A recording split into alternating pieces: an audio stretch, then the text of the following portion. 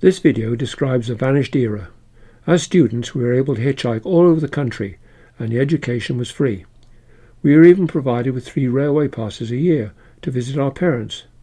We were given a small wage, which easily paid for our accommodation and food in a large ministry hostel, formerly the county hotel, run by the YMCA. There was enough left over to run a motorbike or an old car. I say run, but it frequently involved actions which skated either side of legal. I'll describe some of the atrocious car repairs that we did, and some of the antics we got up to. Our vehicles weren't full of sensors and electronics, and luckily most of them didn't have the complication of hydraulic brakes. They could be fixed with simple tools. All it needed was ingenuity. Perhaps I should say that throughout the time I was there, no one was seriously injured. In 1959, the Royal Radar Establishment, RRE, in Great Malvern was the biggest electronics research establishment in the country. To back up their scientists and engineers, they'd started a College of Electronics, with O-level or ONC entry, which led to HNC. The courses covered electrical engineering, electronics and mechanical engineering. In autumn 1959, RE started a new A-level entry course, which led to HND and qualification for graduateship of the IERE and IEE. This is the course that 12 of us joined. It was a sandwich course. Out of term time we didn't get long holidays, but in the first year went into the college workshops. There we were taught to build electronic equipment for the course, and as well as use hand tools, operate machines such as lathes, milling machines and shapers. In the following years we spent time in various RRE research labs and the drawing office. It was great engineering experience. We come now to section 1, hitchhiking. As students we enjoyed a freedom to travel across the country that few students now enjoy. In the 1960s, hitchhiking was quite common. Some of the students just used it to hitchhike home at the weekends to see their parents, but after I'd read Jack Kerouac's first book, On the Road, for me hitchhiking became an obsession. I did hitch home to Cornwall or up to London to visit a jazz club. You could sleep Saturday night in King Collier's and hitch back on Sunday. However, mostly it was just for the experience. I discovered that you could reach Scotland, the East Coast or Cornwall in a weekend. In those days the country was much more regional. It was fascinating. I met people from all walks of life and travelled in all sorts of vehicles. One lifter was in a gypsy truck with a load of scrap in the back, and another in a Rolls Royce. "You only thumbed me because it was a Rolls," he said. It wasn't true, but I let it pass. Early one morning I even had a lift for a few miles on an electric milk float. Sometimes I hitched alone and other times with a friend. I remember lots of incidents. Somewhere I was hitchhiking on an A road when an open-type car came into view. It responded to my outstretched thumb and glided to a halt some distance down the road. I recognised it as an Armstrong Siddeley Tourer. As a child I'd had one, as a battered dinky toy. This one was in somewhat better condition than a dinky, but not much. Destinations were not discussed, and eager to experience a full-size version I climbed in. I didn't really care where it was going. The driver was in his late 30s and bore an uncanny resemblance to Peter O'Toole. He had a strong but well-educated Irish accent and began to regale me with stories of the IRA. He was obviously glad of a new audience, and as the stories progressed he began to become more and more excited. He emphasised key points by tugging at the handbrake lever. This had no effect on the progress of the vehicle. I then began to realise that the foot brake was similarly ineffective. Whenever he wanted to slow down, he did a rapid change down, and the groaning engine provided the reduction in speed.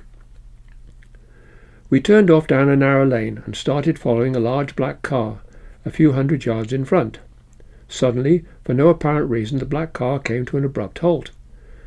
The storyteller attempted change down, but in his hurry he missed a gear. The gap rapidly reduced, and a collision seemed inevitable. As we braced for impact, he shouted, "Mother of God!" at the top of his voice. At the crucial moment, as if by divine intervention, the black car suddenly shot off down the road, and we narrowly missed disaster. We both looked upwards. In a clear blue sky there was a small white cloud above us. After a moment's silence, we both collapsed with laughter. Things didn't always work out so well. A friend, Phil Tresder, and I had hitchhiked down to Cornwall for the weekend to see our parents. On the way back on the A38 between Bristol and Gloucester, we were sitting abreast in a large lorry. We passed a pub on the left-hand side. Now, looking at a map, I can see that it was the Star Inn. Suddenly, a lorry coming from the opposite direction started to veer towards us. I say veer, actually it was going in a straight line. This was before tachographs, and maybe the driver had fallen asleep. It was the gentle right-hand curve of the road that led it onto a collision course. There was no time for our driver to react. We overlapped by about 6 inches. There was a screech of steel against glass, and the corner of our cab was smashed in. Phil and I had glass on our laps, but only a few scratches. Our driver was bleeding, but not badly hurt. Get out, he shouted. We jumped down and ran off down the road. We didn't want to make it difficult for our driver. He probably wasn't supposed to give lifts, and we didn't want to be called as witnesses. The oncoming lorry had torn the side off ours and then run into the pub. Our load was Christmas crackers. Masses of the boxes spilled out and blocked the road. We flagged down the oncoming traffic and then walked on for about a mile. Nowadays the road would have been closed as a crime scene, but then, as soon as the boxes and crackers were pushed aside, the traffic began to flow again. We soon got a lift, and the driver described the scene. We didn't let on that we'd been involved. One time we had a competition to see who could hitch furthest north in a weekend. Myself and a friend, John Smith, reached Inverness, but running out of lifts had to spend a night in a Glencoe telephone box to avoid hypothermia. Two of our competitors, Stuart and Frank Hawkins, reached Frank's hometown Carlisle. They found a pub full of Frank's friends and went to a party that ended well after midnight. After that they set off back to Malvern. On Shap Fell, Stuart started to have delusions where a bridge across the road was made up of cars stacked one on top of the other. Maybe this was a nightmare brought on by our dangerous retrieval of a scrapyard back axle from under a pile of cars. I'll describe that later. It was bitterly cold, and for a time they sheltered from the wind in a cottage doorway. After reaching Birmingham, they caught a bus back to Malvern. In East Anglia, two of us got a lift in a huge American truck from an airbase. Turning a corner, we looked down on a colony of koipu crossing the road. They looked like huge rats. Somewhere up north, a flatbed lorry was picking everybody up. We all clung to the headboard. One guy was bursting for a pee. When the lorry came to a halt at lights, he made his way to the tail, crouched down and tried to pee off the end. Unfortunately, the lorry started off rather abruptly, and he fell off. We left him in the road shouting and swearing. There were important things to observe. Some were obvious. Find a place where the traffic had slowed down and there was somewhere for a vehicle to stop. Just after a roundabout was favourite. Also, smile and don't forget your college scarf. However, never get a lift into a town centre where you'd have to walk out to find a suitable place, and always have lots of stores available when not so obvious. Lorry drivers would often stop at night to have someone to keep them awake. Continuous talking was a safety factor. Section 2. Our motorised transport. It starts with a gaily coloured car. In the first year, 3 of us bought an open-top Ford 8 between us for £10. The canvas roof was missing, but in the hostel basement we found a yellow rubber World War II life raft. The floor of this fitted, almost. Someone thought it would be a good idea to paint the car red and yellow. Unfortunately, we used house paint and it never dried properly. Various insignia got painted on the sides. We did a lot of miles in it and used it to visit pubs and go on camping trips to North Wales. Unfortunately, this car led to me being fined. I will describe the court proceedings. A teacher from one of the smart Malvern girls' schools had brought her class to observe British justice in action. The young policeman began his evidence. On the evening of November the 5th, I was on duty in Barnard's Green when a gaily coloured car approached from a westerly direction. The girls began to laugh. The policeman blushed, and the teacher tried to shush them. I struggled to look repentant and was fined a nominal amount for discharging a firework on the highway. I had been a passenger in the car and, not noticing the policeman, had tossed a banger towards some friends of ours. One of the pubs we frequented was the Plough in Elmley Castle, where you could buy a pint of rough cider for 10 old pence. Another was the Wobbly Wheel in Alfric, now converted to a private house. We went on several trips to an Irish pub in Birmingham where they sang IRA songs. There they served a concoction they called Screech, a mixture of rough cider and black currant. It looked as if you were drinking blood. A couple of times the police dropped in and had long talks with some of the customers, and eventually the police warned us off. The introduction of the MOT test brought about our Ford's demise. I remember the mechanic saying, "Not fit to be on the road." There were some interesting old cars at the hostel, but I will describe these later in the section Friends' Vehicles. Parking in front of the hostel was limited. Sometimes people visiting the Winter Gardens would pinch our places. We used to discourage them by taking off their metal wheel caps and putting some nuts or bolts inside. They would set off rattling down the road. Once when somebody parked a Mini there, a whole lot of us got together and moved it to the other side of the car park. As well as hitchhiking and a share in the Ford, I did have my own wheeled transport. I started with a second-hand Claude Butler sports bike. All I have now of it is the badge. Some weekends I cycled down to the Cotswolds, but coming up the hill to the hostel at the end of a trip was a bit too much. One of the students, Stuart Thornley, had acquired a 350cc Mack Velocette. He wanted to sell his BSA Bantam, so I graduated to a 125cc motorbike. I'll proceed now in episodes.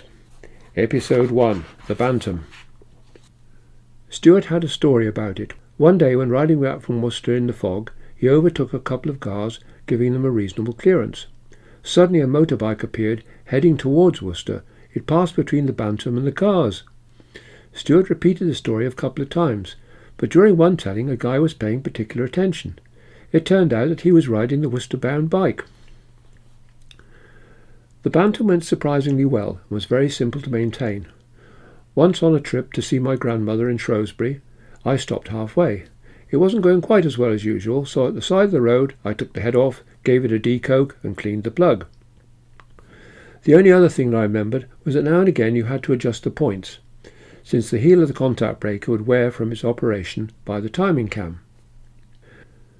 A friend also had a Bantam, and we rode down to the Forest of Dean and quite illegally rode them for miles cross-country in the forest. However, the Bantam couldn't keep up with other friends who had more powerful motorbikes. My parents agreed to buy me a new 250cc bike. I considered a Cotton, an Aerial Arrow, a BSA and a Greaves 250 Sports Twin. Episode 2, the Greaves, 190 LAF. The Greaves won out, and I really liked it. I added a close-fitting Avon fairing, ran it on Castrol R because I liked the smell, and did a lot of miles on it. There were trips to Scotland, North Wales and Cornwall. However, once on my way down to Truro to see my parents, and full bore crouched behind the fairing on the straight before Highbridge, it seized. This photo shows the Greaves at speed near Malvern. I snatched in the clutch and came to a halt. With the heads removed, I could see pieces of piston ring and bits of the top edge of the pistons. I pushed and scooted the rest of the way to Highbridge Station and completed the journey to Truro in a guard's van. Rail travel was cheap then. The Greaves was repaired under warranty, but I never felt the same about it. Motorbikes at night or in the winter could be cold. A layer of newspaper under your jacket provided extra insulation. The Daily Telegraph provided the best ratio between cost and number of pages. Episode 3, the Pigeon. One day, riding into Worcester, a pigeon swooped down from a tree. I ducked, but not far enough. It hit me in the face, smashed my visor, and then fell dead in someone's garden. There was pigeon blood on my face, and unknown to me, as I wiped it off, some ran down inside the sleeves of my jacket. I had a small cut above my nose, but apart from feeling a bit groggy, was okay. Some time later I went down to see my parents. My mother took my jacket and turned it inside out to clean it. Seeing the blood, she thought it was mine and was very upset. Episode 4. Bigger Bikes. I liked Stuart Thornley's MAC Velocette, and then on the 19th of March 1961 a Velocette Venom Clubman established a world speed record as the only 500cc bike to achieve over 100 miles an hour for 24 hours, a record which in 2025 it still holds. I had to have one. I couldn't afford a new one, but there were 3 second-hand ones in Pride and Clark's in London. 2 friends and I set out on our bikes. However, going along the Goldhawk Road near Shepherd's Bush, I saw, parked outside L. Stevens, exactly what I was looking for. A 1-year-old Venom Clubman, alloy wheels, TT carburetor, close ratio gearbox, chrome tank, etc., etc. They started it up for me and it sounded great. To their surprise, I bought it there and then, part exchange for the Greaves, at a very reasonable price. My friends set off back to Malvern, but I decided to call in at my uncle's, who lived in London. It was a good job that I did, because in my excitement I'd forgotten about insurance. My uncle was shocked, but sorted me out a cover note. Episode 5. The Velocette Venom Clubman SCH 965. On my way back to Malvern, the road holding was awful. Not at all what I expected. RRE had built us a workshop behind the hostel, and with the Venom on blocks I dismantled the front forks. To my amazement, there were no bushes present. I rang Stevens. They were very apologetic. Apparently the Venom had not been long in. It was running on Castrol and had been used for racing. They'd removed the bushes intending to replace them, but they were out of stock. Because it was the weekend, they'd put it on display while waiting for the new bushes to arrive. Surprised by my wish to ride it away, they forgot about the bushes. The new bushes arrived within the week. I completely overhauled the bike and fitted new tyres. It performed as the adverts promised. I fitted it with a close-fitting Avon fairing. However, I spurned the upright screen and bought a double curvature version as supplied for the BSA Gold Star.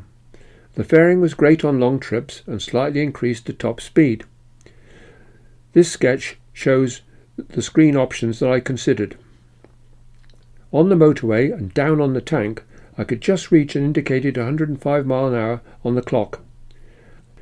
I've lots of stories about SCH 965, including a visit to the Ace on the North Circular and its reappearance beautifully restored in 2025, most of which are on Facebook. These photos show it in 2025.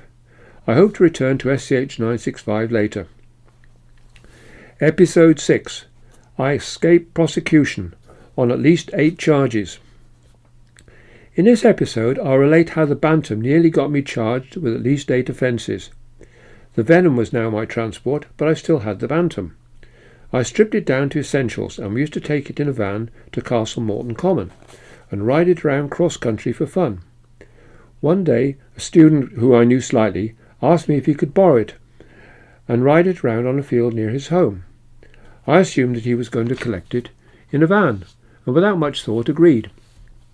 Stupidly he rode it back on the road and was stopped by the police. The first I knew was that I was going to be charged with aiding and abetting on at least 8 charges. No tax, no insurance, no MOT, no lights, no reflector, no number plates, ineffective brakes, etc., etc. Luckily George, the hostel warden, talked the police out of it. However, at this point I want to get on with car stories and the bodgy way that we fixed them. Episode 7. We move out of RRE accommodation and rent Aldwyn Tower. In the 4th year, Stuart Thornley and I decided to move out of the RRE accommodation and rent a flat. We found a great place called Aldwyn Tower. It was an old hotel, and in its glory days Roosevelt had stayed there to recover from an illness. It had a blue plaque to prove it. We rented the top floor and the tower and took on another friend, a 3rd student, Chris Escrit, who had a BSE 250, to help with the cost.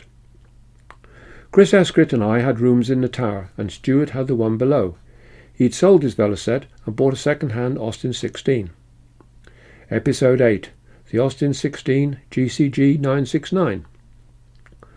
The Austin wasn't in the first flush of youth, but Austins had a reputation for reliability. We visited stock car races, speed hill climbs, jazz clubs, etc. I still had the Velocette, but it was getting used less. I will relate some of the Austin 16 stories. Episode 9. Starting the Austin 16. The Austin 16 had an electric starter, but the battery was on its last legs, so we didn't use it. We had two methods of starting. The first method was to use the starting handle. This was a separate device that had to be entered through a hole into the front. It engaged a sort of ratchet on the end of the crankshaft. The engine was 2.2 litre, so it required an amount of force and confidence to swing it. The risk was that the engine might misfire and kick back. It was important to keep one's thumb on the same side of the handle as one's fingers. Otherwise, the story went, a kickback could break one's thumb. If the engine started okay, the handle would automatically disengage. It might take several turns of the handle to get the engine to start, particularly in cold weather, and the setting of the choke could be critical.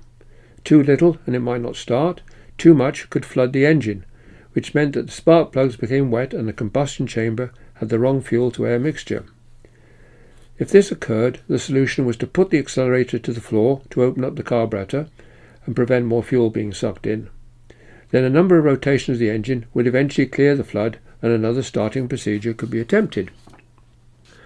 The second method was to do a so-called bump start. If the car was on a downward slope, this was easy. Put the car in second gear, disengage the clutch and release the brakes. Once the car reached sufficient speed, release the clutch to start the engine. As with the method 1, it was necessary to select the appropriate setting of the choke. On level ground, a push was needed. The snag was that the driver would then have to stop the car in neutral while the pusher or pushers caught up and climbed in. Episode 10. A novel modification. Stuart and I developed a novel modification of the bump start. I would push, and when the car got going and the clutch was let in, I would grab the boot handle, jump onto the rear bumper, and as the car took off I would climb over the top and drop through the open sunroof into the passenger seat. Having tried this for a few times successfully, we tried to show off this technique when leaving the Three Horseshoes pub in Poolbrook Road. The first part went to plan, but as I jumped for the bumper I missed my footing and ended up hanging onto the boot handle, being dragged along the road, not daring to let go. Luckily Stuart recognised what had happened and came to a halt, enabling me to get in via the passenger door with my tail between my legs, not the desired image. At Aldwyn Tower, Stuart always tried to park so that he could bump start the car on the very steep hill. Episode 11. Parking the Austin at the college. Stuart developed a neat way of parking the Austin in front of the college, and then being ready for a quick getaway at leaving time. The car park was paved with loose round pebbles. It was possible to come in at speed and put the steering hard over, dab the handbrake to lock the rear wheels, and then slide in backwards. At leaving time, a quick operation of the starting handle, and we were ready for a smart getaway. Unfortunately, we did this once too often. We didn't notice the rear bumper was hooked around one of the tubular uprights of the bus shelter. As we started to move off, we were taking the bus shelter with us. Episode 12. Sleeping in a strange place. One weekend, Stuart and I were on a trip to Bristol in GCG 969. Midnight saw us down in the centre next to the Neptune statue. We were talking to some lads from the posh Clifton School. On mentioning our impending drive back to Malvern, they said that if we gave them a ride home, we could sleep in their schoolhouse. At the time, it seemed like a good idea, so we all drove up to Clifton, parked the car and walked up the path to the front door. The lads seemed a little less confident and probably regretted their suggestion. However, there was no staff on view, and we carried on up the stairs to the next level.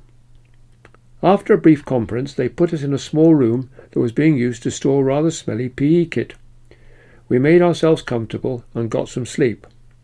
However, in the early morning the boys reappeared with some of their friends. Frightened about the possible arrival of staff, we made a hasty retreat through a sash window and ran across the garden to the road.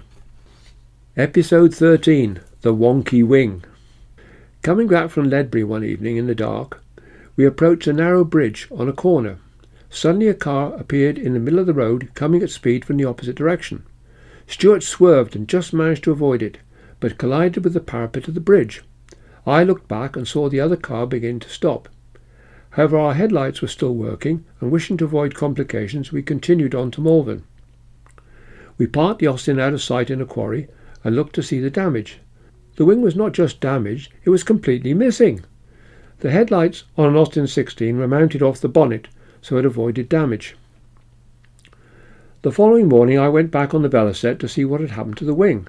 It was nowhere to be seen. There are always plenty of friends to help, so the following Saturday we set out in one of their cars to find a replacement in the Worcester scrapyard. However, in the town we stopped for refreshment at the Crown Hotel in Broad Street. A little worse for wear, we arrived at the scrapyard later than intended. Searching around, we found what we thought was an Austin 16 and managed to remove the wing. On the following day we went to fit it, only to find out it was too small. What we had was probably an Austin 10 wing. The cars looked very similar, particularly after a couple of pints. However, the difference was not great, so we made a saw cut in the outer edge and stretched it to fit. This left a V-shaped gap which we covered with what we called jungle tape, a sort of black duct tape that was available from RE stores. The result looked a little odd, but we were no longer wingless. Episode 14. A broken half shaft leads to danger. More than once a fast getaway when loaded up resulted in a broken half shaft. Our solution was to replace the whole back axle with one from a scrapyard. As usual, we arrived at the scrapyard and spoke to a lad we knew. As I remember, he was the son of the owner. We explained what we wanted. "There's an Austin 16 over there, but you're too late. We've piled some other cars on top of it," he said. We went to have a look. Initially it did look impossible, but we needed the axle. We found some planks to spread the load and then jacked up the whole pile, one corner at a time. Balanced on piles of bricks, we crawled underneath and disconnected the prop shaft and brake linkages. There wasn't even an illusion of safety. The wheels had been removed, so we were able to rotate the drums and check out the mechanism. It seemed okay, so we proceeded. We undid the U-bolts that secured the axle to the springs. However, to get the axle out, it was necessary to undo the rear of the springs. Even then, there was not enough room to drag the axle out. We had to dig away some of the earth, but eventually we had our prize. A health and safety inspector would have found the proceeding appalling, and both of us have had nightmares about it since. We paid for the axle, part exchange for the old one. A broken axle had the same scrap steel value as an unbroken one. Episode 15. A reckless trip. The Flamingo Coffee Bar in Worcester was one of our haunts. This later photo shows the Flamingo after it suffered a fire and was reincarnated as the Phoenix. My favourite on the jukebox was Fats Domino's Blueberry Hill. Sitting there, we impulsively decided on a trip to Cornwall and were ready for off. A couple of guys we didn't know but had seen there before asked if they could come with us. Rashly we agreed, provided they shared petrol costs. On the way we stopped in a small cafe, but the two passengers started to trash it. We were appalled and could see no reason why, and hustled them out. In Newquay, to our relief, we managed to lose them. The whole trip was reckless. We tried to sleep on the beach, but were literally kicked off it by the police. Even before we started, the radiator was leaking badly. Our solution was a plastic container strapped to the front edge of the windscreen with a drip feed into the radiator via a plastic pipe. We needed another trip to the scrapyard. Episode 16. The car gets attacked. 5 of us went on a weekend trip to the Gower Peninsula in South Wales. A friend with the name Flash was with us, but he didn't have his car and came in Stuart's Austin 16. On the way, the exhaust pipe fractured. It was well supported and didn't drag on the road, so we decided to leave fixing it till the morning. We roared on with no silencer. Our destination was Three Cliffs Bay, but we parked for the night in a small village nearby. There was a dance going on, so we joined in. They were not used to incomers.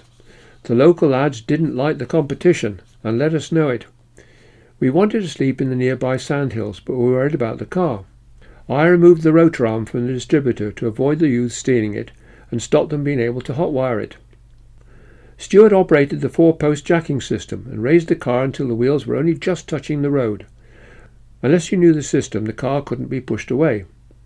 However, in the morning, someone told us that the youths had been more ingenious. They had simply peed into the petrol filler. We managed to borrow a large bowl from the local garage and emptied the tank. It wasn't very full. Due to the difference in density, we were able to reclaim most of the petrol. After pumping up 2 of the tyres that they'd let down, and repairing the exhaust pipe with a baked beans tin and a couple of Jubilee clips, we were on our way. At 3 Cliffs Bay, Flash impressed some of the bystanders by immediately climbing the cliffs. Episode 17.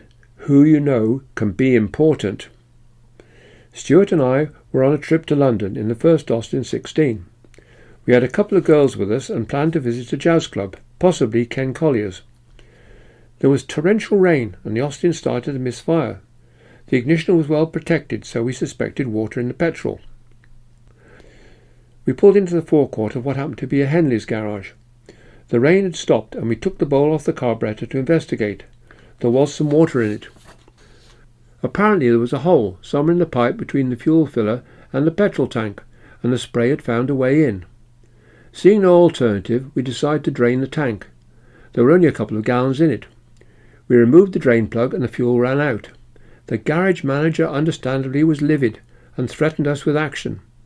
Henley's was a large organisation, so when Stuart informed him that 2 of his relations were joint Henley's directors, to say that he was sceptical is underrating his response. However, a phone call to the head office confirmed it. I was as surprised as the manager was. Things cooled down and we bought some petrol and were on our way.